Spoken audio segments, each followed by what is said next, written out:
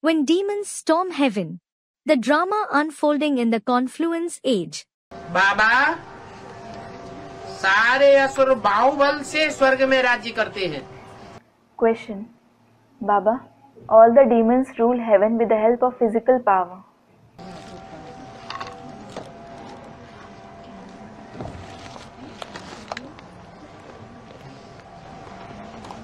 लगभग सभी स्वर्ग पर आक्रमण करते हैं. Almost all of them attack heaven. Kailash पर भी जाते हैं. They even go to Kailash. ऐसा क्यों? Why so? अब टीवी देखते हैं तो संगम युग भूल ही जाता है. Baba, when you watch TV, you forget the Confluence Age completely. है?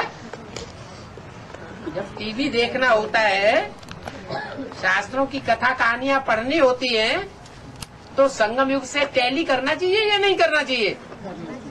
When you watch TV, when you read the tales and legends of the scriptures, should you tally them with the Confluence Age or not?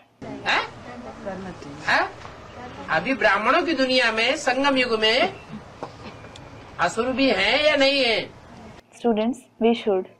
Now, are there demons as well in the Brahmin world in the Confluence Age or not?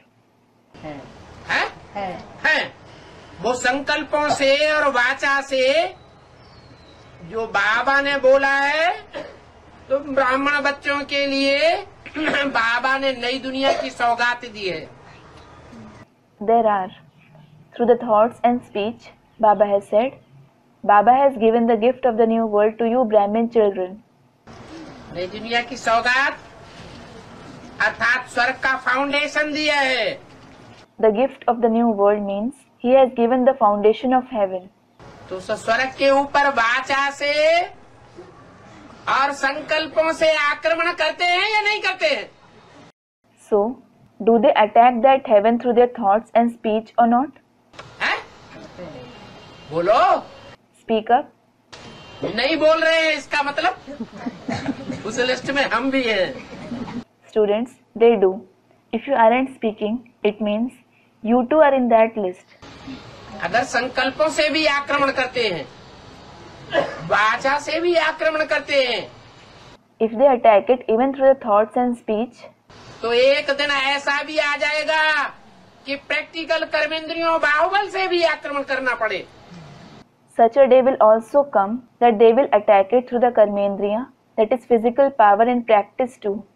पहले हर बात कहाँ आती है? Where does everything begin first? पहले संकल्पों का बीज पड़ता है. The seed is sown in the thoughts first. फिर वाचा से बात बाहर निकलती है. Then it comes out through speech. फिर कर्मेंद्रियों में आता है.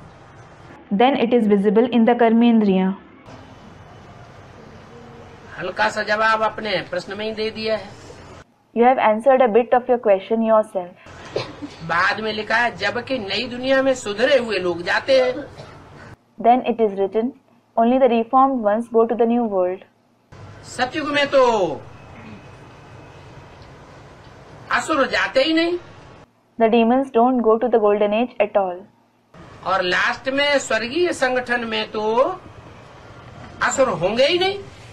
And they won't be there in the gathering of heaven in the end at all. तो कौन से स्वर्ग की बात है? So, which heaven is it about? अरे संगम युग तो लास्ट में भी होगा. लास्ट में नहीं होगा. Arey, it will be the confluence age in the end too. Won't it be in the end? वहाँ तो असुर नहीं जा सकेंगे. The demons certainly won't be able to go there. तो जो शास्त्रों में दिखाया है वो कहाँ की यादगार है? So, whatever is mentioned in the scriptures, where is it the yadgar of? कि असुरों ने स्वर्ग पर आक्रमण किया बाहुबल से. वो संगम युग का कौन सा हिस्सा है? The context about the demons attacking heaven with physical power. Which part of the confluence age is it? कौन सा टाइम है? Which time is it? अरे अभी तो बताया है? Arey, it was told just now. जो नई दुनिया का फाउंडेशन पड़ रहा है, The foundation of the new world that is being laid, उस संगठन के ऊपर कोई भी अगर संकल्पों से, वाचा से